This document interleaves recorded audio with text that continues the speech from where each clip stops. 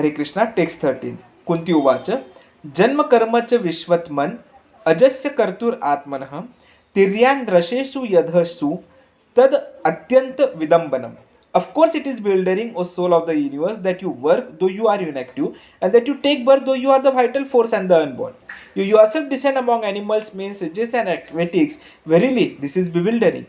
जन्म कर्म च विश्वत्मन अजस्य कर्तुर आत्मनः तिर्यन रसेषु यदहसु तद अत्यंत विडंबनम. Srimad Bhagavatam 1.8.30.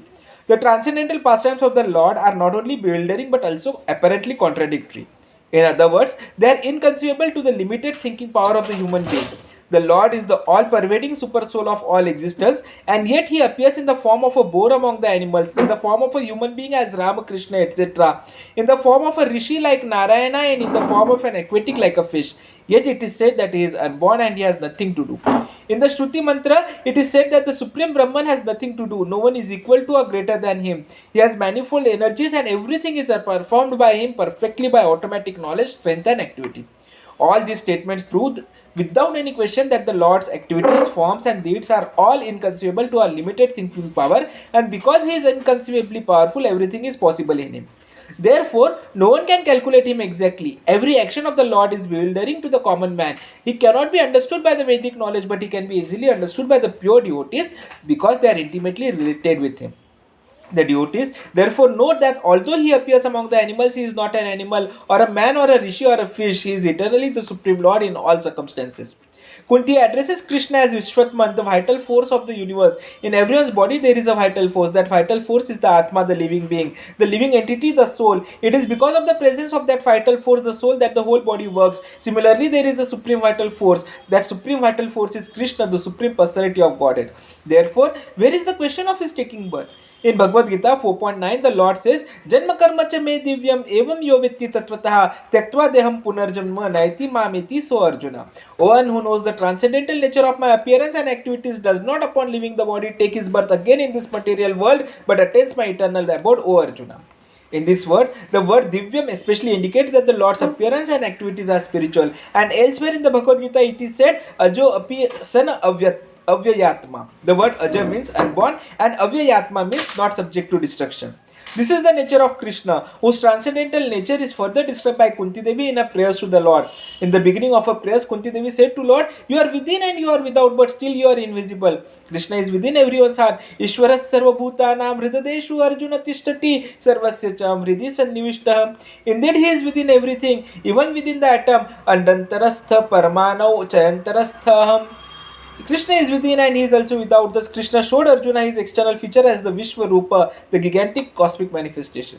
This external body of Krishna is described in the Srimad Bhagavatam. There, the hills and mountains are described as the bones of the Lord. Similarly, the great oceans have been described as different holes in the Lord's universal body, and the planet known as Brahmaloka has been described as the upper portion of his skull. Those who cannot see God have thus been advised to see him in many ways in terms of the material cosmic manifestation, according to the instructions given in the Vedic literature. There are those who can simply think of God as being great but do not know how great he is. When they think of greatness, they think of very high mountains, the sky and other planets. Therefore, the Lord has been described in terms of such material manifestation, so that while thinking of these different manifestations, one can think of the Lord. That is also Krishna consciousness. If one thinks this mountain is the bone of Krishna, or if one thinks of the vast Pacific Ocean as Krishna's navel, one is in Krishna consciousness. Similarly, one may think of the trees and plants as the hairs on Krishna's body. One may think of Brahmalok as the top of Krishna's skull. And one may think of the Patalok planetary system as the soles of Krishna's feet. Thus, one may think of Krishna as greater than the greatest, Mahato Mahiya. Similarly, one may think of Krishna as smaller than the smallest. That is also a kind of greatness. Krishna can manufacture this gigantic cosmic manifestation, and he can also manufacture a small insect. In book, one may sometimes find a small running insect smaller than a period. This is Krishna's craftsmanship. Anor Aniyan Mahato Mahiyan. Katha Upanishad 1.2.20. He can create something greater than the greatest and smaller than the smallest. Now human beings have manufactured the 747 airplane, which according to their conception is very big. But can they produce an airplane as small as insect flying? That is not possible. Actual greatness, however, is not one-sided. One who is actually great can become greater than the greatest and smaller than the smallest. But even the great things men can manufacture in the modern age are still not the greatest things man has created. You have information from the Srimad Bhagavatam that Kardama Muni, the father of the great sage Kapila Deva, manufactured a huge plane that resembled a great city. It included lakes, gardens, streets, and houses, and the whole city was able to fly all over the universe. In that plane, Kardama Muni traveled with his wife and showed her all the planets. He was a great yogi, and his wife Devahuti was the daughter of Swayambhu Manu, a great king. Kardama Muni had desired to marry, and Devahuti told her father, "My dear father, I want to marry that sage." Thus Swayambhu Manu brought his daughter to Kardama Muni and said, "Sir, here is my daughter. Please accept her as your wife." She was a king's daughter and was very opulent, but when she joined her austere husband, she had to serve so much that she became lean and thin. In fact, even with insufficient food, she was working day and night. Thus, Kardama Muni became compassionate. "This woman who has come to me is a king's daughter," he thought, "but under my protection, she is not receiving any comfort. So I shall give her some comfort." Thus he asked his wife, "What will make you comfortable?" A woman's nature, of course, is that she wants a good house, good food, fine ornaments, good children, and a good husband. These are a woman's admission. Thus, Kardama Muni proved to her that she had received the best husband. By yogic powers, he created for her his great aeroplane and gave her a big house with maidservants and all opulences. Kardama Muni was merely a human being, but he could perform such wonderful things by yogic powers. Krishna, however, is Yogeshwara, the master of all yogic powers. If we get a little mystic power, we become important. But Krishna is the master of all mystic powers. In Bhagavad Gita, it is said that wherever there is Yogeshwara, Krishna, the supreme personality of Godhead, the master of all mystic powers, and wherever there is Arjuna, he is also known as Partha or Dhanurdhara, everything is present. We should always remember that if we can keep ourselves always in company with Krishna, we shall attain all perfection. And especially in this age, Krishna has incarnated as the holy name. Kali Kale Nama Rupe Krishna Avatar, Chaitanya Charitamrita, Adi Leela 17.22. Therefore, Chaitanya Mahaprabhu says, "Nam Namakari Bahuta Nija Sarva Shakti Tatrarpityani Amita Smarnena Kala." My dear Lord, you are so kind that you are giving me your association in the form of your holy name, and this holy name can be chanted in any situation. There are no hard and fast rules for chanting Hare Krishna. One can chant Hare Krishna anywhere. Children, for example, also chant and dance. It is not at all difficult. While walking, our students take their beads with them and chant. Where is the loss? But the gain is very great. For by chanting, we associated with Krishna personally. Suppose we were to associate personally with the President, and how proud we will feel. "Oh, I am with the President." So should we not feel very much proud if we were to associate with the Supreme President, who is able to create many millions of presidents like those in this world? This chanting is our opportunity to do so. Therefore, Chaitanya Mahaprabhu says, "Etadrushi tav kripa bhagwan mamapi."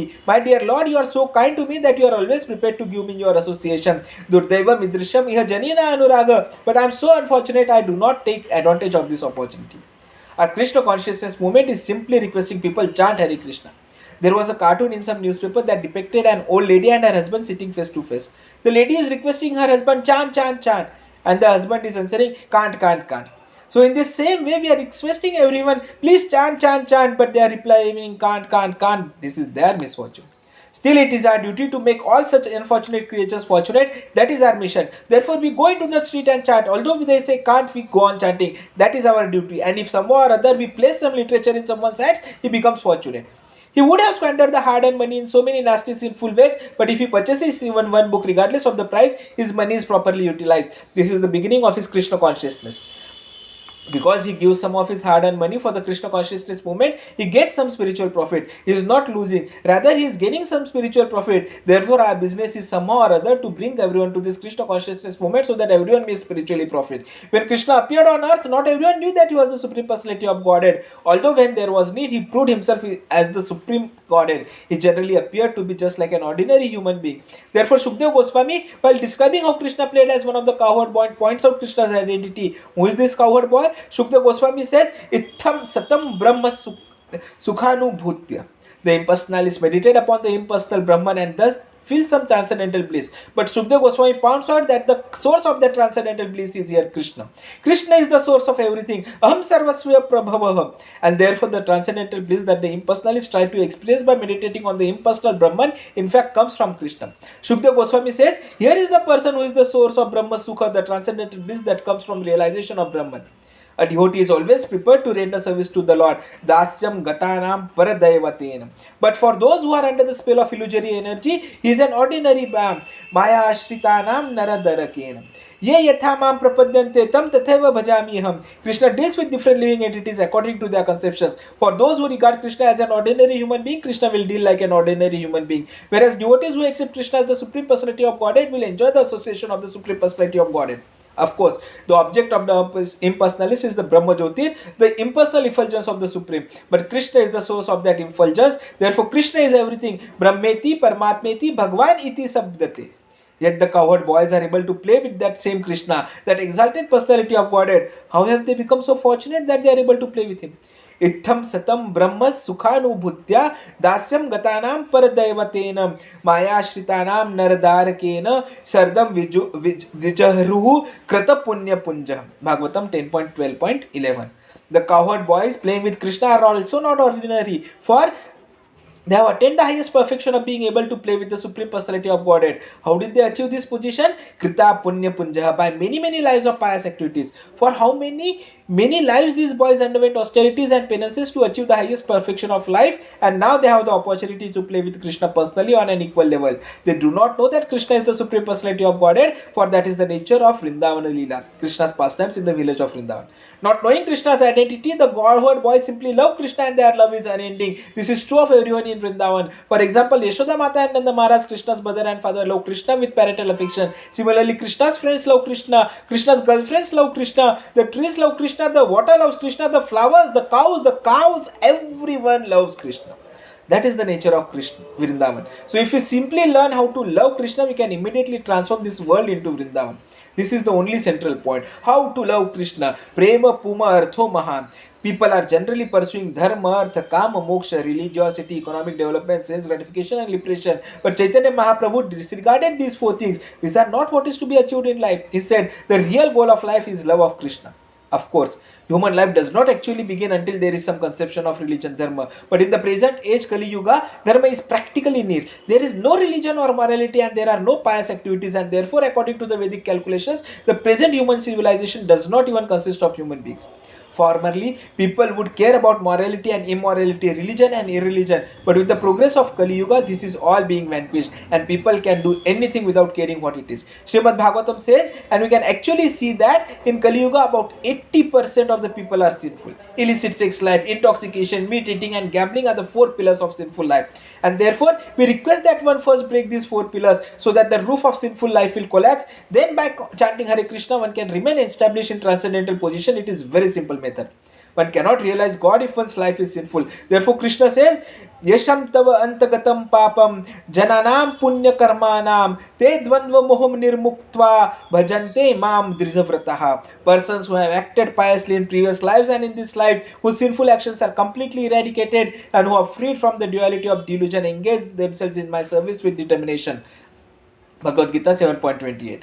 The word Antagatam means finished. One can engage in devotional service if one has finished with his sinful life. Who can finish with his sinful life? Those who engage in pious activities. One must have activities, and if one engages in pious activities, one's sinful activities will naturally vanish. On one side, one should voluntarily try to break the pillars of sinful life, and on another side, one must engage himself in pious life. If one has no pious engagement, it is not that one has become free from sinful activities simply by theoretical understanding. For example, the American government is spending millions of dollars to stop the use of LSD and other such intoxicants, but the government has failed. How is it that simply by passing laws or giving lectures one can make people give up these things? It is not possible. One must give people good engagements and then they will automatically give up the bad ones. For example, we instruct our students to intoxication and they immediately give it up even though the government has failed to stop them. This is practical. Param drashtva nivartate. If someone is not given good engagements, his bad engagements cannot be stopped. That is not possible. Therefore, we have two sides: prohibition of sinful activities and engagement in good activities. We don't simply say no illicit sex, no intoxication and so on. Mere negativity has no meaning. There must be something positive because everyone wants engagement. That is because we are living entities, not dead stones. By meditation, the impersonal philosophers try to become dead stones. Let me think of something void or impersonal. But how can one artificially make oneself void? The heart and mind are full of activities, so these artificial methods will not help human society. Methods of so-called yoga and meditation are all rascaldom because they provide no engagement.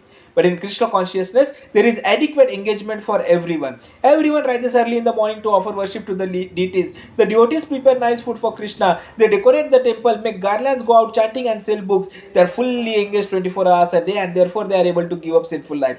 If a child has in his hand something that he is eating, but we give him something better, he will throw away the inferior thing and take the better thing. So in Krishna consciousness, we offer better engagement, better life, better philosophy, better consciousness, everything better. Therefore, those who engage in devotional service can give up sinful activities and promote themselves to Krishna consciousness. Activities intended to promote all living entities to Krishna consciousness are going on not only in human society but even in animal society also. Because all living entities here are part and parcel of Krishna but are rotting in this material world, Krishna has a plan, a big plan to deliver them. Sometimes he comes to this world personally, and sometimes he sends his very confidential devotees. Sometimes he leaves instructions like those of Bhagavad Gita. Krishna's incarnation appears everywhere, and he appears among animals, males, sages, and even aquatics. Tiryan Rashesu Yadhasu. For example, Krishna even appeared as a fish incarnation. Thus, Krishna's birth, appearance, and disappearance are all bewildering. Tad atyanta vidambaram. We conditioned living entities transmigrate from one body to another because we are forced to do so by the laws of nature. But Krishna does not appear because he is forced. That is the difference. Those who are foolish rascals think I have taken my birth in this world, and Krishna has taken birth here also, therefore I am also God. They do not know that they will have to take birth again by the force of the laws of nature. One may have been given the chance to have a very beautiful body in our country where one can live in opulence and receive a good education. But if one misuses all this, one will get another body according to one's mentality. For example, at the present moment, despite so many arrangements by the government for good schools and universities, the civilized countries of the world are producing hippies. Young people who are so frustrated that they even worship hogs. But if one associates with the qualities of the hogs, one will actually become a hog in one's next birth. Prakritehe kriyamanani gunahe karmani sarvasvaham. Nature will give one a full opportunity. Alright, sir, become a hog. Such are nature's arrangement. Prakriti, nature has three modes, and if one associates with one type of mode, one will receive his next body accordingly. Krishna's appearance and disappearance are meant to put an end to the living entities, transmigration from one body to another, and therefore one should understand the greatness of the plan behind Krishna's appearance and disappearance. It is not that Krishna comes whimsically, he has a great plan, otherwise why should he come here? He is very much eager to take us back home, back to Godhead. That is Krishna's business. Therefore he says, Sarva dharman parityajya mamekam sharanam vraja aham tvam sarva papebhyo mokshishyami ma shucham. Abandon all varieties of religion and just surrender unto me. I shall deliver you from all sinful reactions. Do not fear. Bhagavad Gita 18.66. All of us are children of Krishna, God, and since we are unhappy because of taking material bodies for repeated birth, death, old age, and disease, he is more unhappy than we are. Our situation in the material body is not at all comfortable, but we are such foolish rascals that we do not care to do anything about this. We are busy trying to arrange for temporary comforts in this life, but we are neglecting the real discomforts of birth, death, old age, and disease.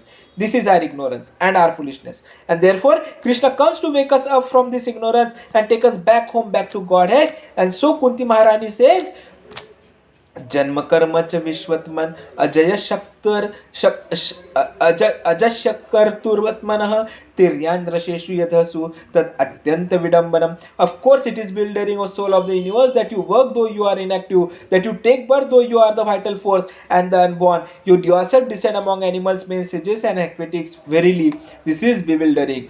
जन्म कर्म च विश्वत्मन अजस्य कर्तुर आत्मनः तिर्यन्द्रशेषु यधसु तदत्यंत विदंबनम. Hare Krishna. Will continue further tomorrow. Hari Bol.